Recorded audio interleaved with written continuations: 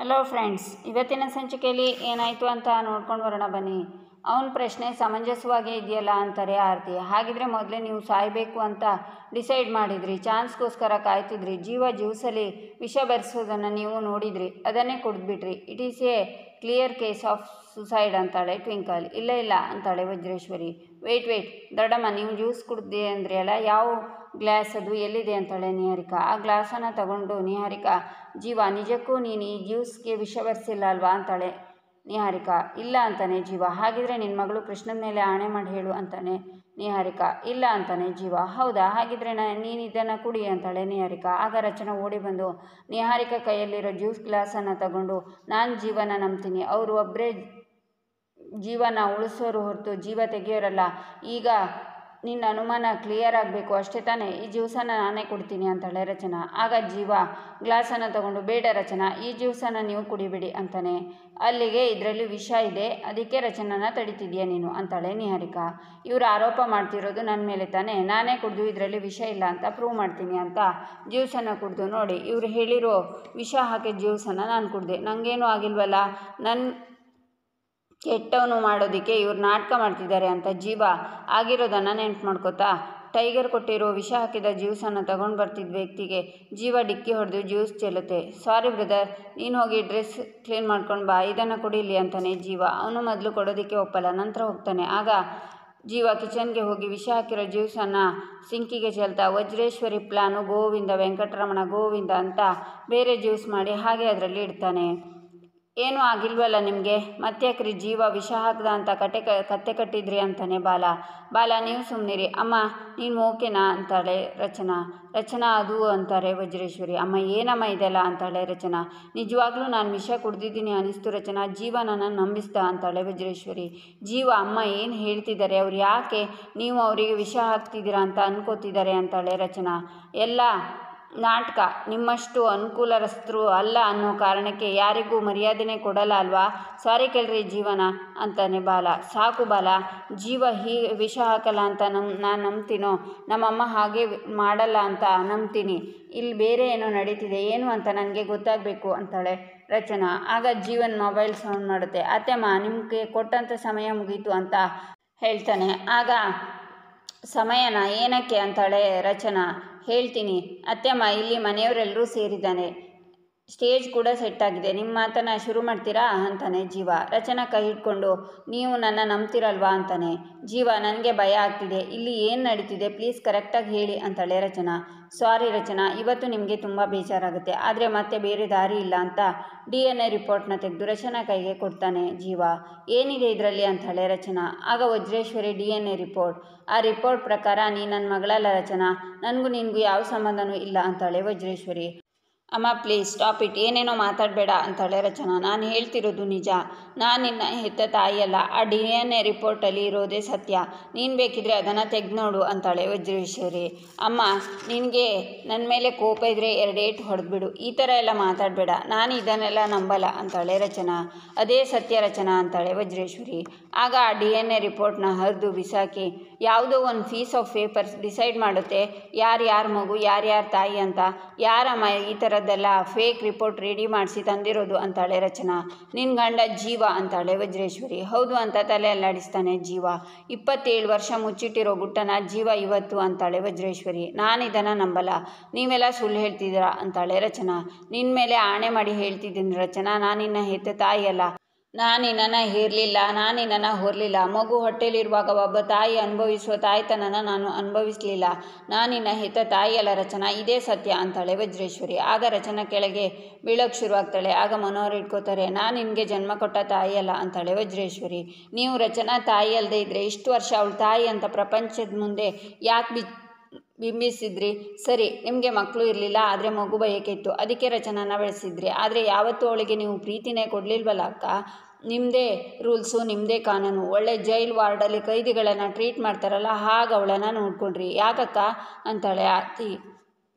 ಅಕ್ಕನ ನೀವು ಓದಿಸ್ಲೂ ಇಲ್ಲಲ್ಲ ದೊಡ್ಡಮ್ಮ, ಹಗಲು ರಾತ್ರಿ ಶೂಟಿಂಗಿಗೆ ಹಾಕಿ ದುಡಿಯೋ ಥರ ಮಾಡಿಬಿಟ್ರಿ ಯಾಕೆ ಅಂತಾಳೆ ವಿಧಿ. ಸರಿಯಾಗಿ ಊಟ ಮಾಡೋಕ್ಕೂ ಬಿಟ್ಟಿಲ್ವಲ್ಲ ಮೇಡಮ್, ನೀವು ಅವರಿಗೆ ಎಷ್ಟು ಸಲ ಡಯಟ್ ಅನ್ನೋ ಹೆಸರಲ್ಲಿ ಒಂದು ಹೊತ್ತು ಫ್ರೂಟ್ಸ್ ತಿಂದ್ಕೊಂಡು ಕೆಲಸ ಮಾಡಿದ್ದಾರೆ ಅವರು ಅಂತಾಳೆ ಟ್ವಿಂಕಲ್. ನನ್ನ ಚಿಕ್ಕಮ್ಮಂಗೆ ಮಕ್ಕಳಾಗಿಲ್ಲ ಅಂತ ನನ್ನ ತಮ್ಮನ ದತ್ತಕ್ಕೆ ತಗೊಂಡ್ರು, ಅವರಿಗೊಬ್ಬ ಮಗ ಇದ್ದಿದ್ರು ಕೂಡ ಅಷ್ಟು ಚೆನ್ನಾಗಿ ನೋಡ್ಕೋತಿರ್ಲಿಲ್ವೇನೋ, ಆ ಮಟ್ಟಕ್ಕೆ ತಲೆ ಮೇಲೆ ಹೊತ್ಕೊಂಡು ಸಾಕ್ತಿದ್ದಾರೆ ಮೇಡಮ್ ಅಂತಾನೆ ಆನಂದು.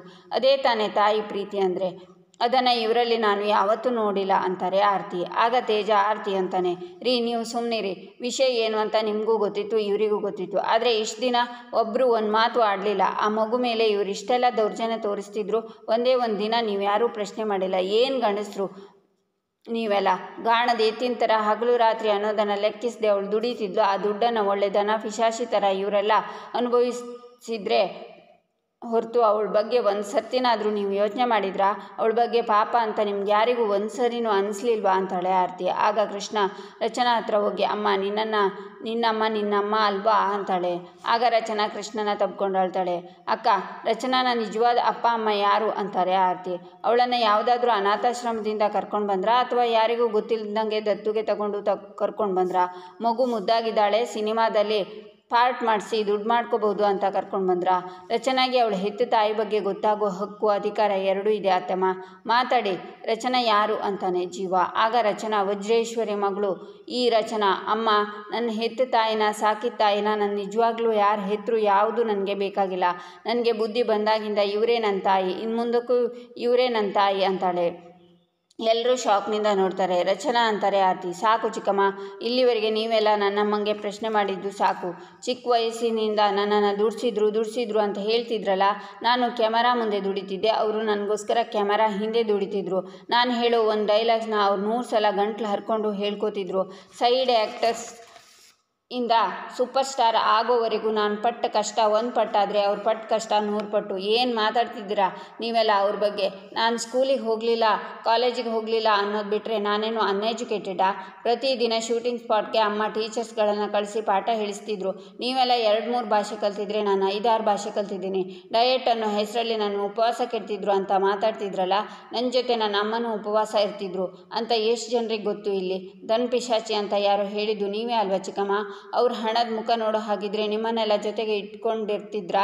ನಿಮ್ಮನ್ನೆಲ್ಲ ಅವ್ರ ಕುಟುಂಬ ಅಂದ್ಕೊಂಡಿದ್ದಕ್ಕೆ ಇಷ್ಟು ದೊಡ್ಡ ಮನೆ ಕಟ್ಸಿ ನಿಮ್ಮನ್ನೆಲ್ಲ ಗೌರವದಿಂದ ಬದುಕೋ ಹಾಗೆ ಮಾಡಿರೋದು. ಇನ್ಮೇಲೆ ಅಪ್ಪಿತಪ್ಪಿನೂ ಹೀಗೆಲ್ಲ ಮಾತಾಡಬೇಡಿ ಚಿಕ್ಕಮ್ಮ, ನನಗೂ ನಿಮಗೂ DNA ಮ್ಯಾಚ್ ಆಗಲ್ಲ. ನೀವು ನನ್ನ ಹೆತ್ತ ತಾಯಿನೂ ಅಲ್ಲ, ಆದರೂ ಇದಕ್ಕಿಂತ ಹೆಚ್ಚಾಗಿ ನೀವು ನನ್ನ ಪ್ರೀತಿಸ್ತೀರಾ. ಹಾಗಾದರೆ ನೀವು ನನ್ನ ತಾಯಿ ಅಲ್ವಾ? ಒಬ್ಬರು ಹೊಟ್ಟೆಯಲ್ಲಿ ಹುಟ್ಟರೆ ಮಾತ್ರ ಮಗು, ಇಲ್ದಿದ್ರೆ ಅಲ್ವಾ ಅಂತಾಳೆ ರಚನಾ.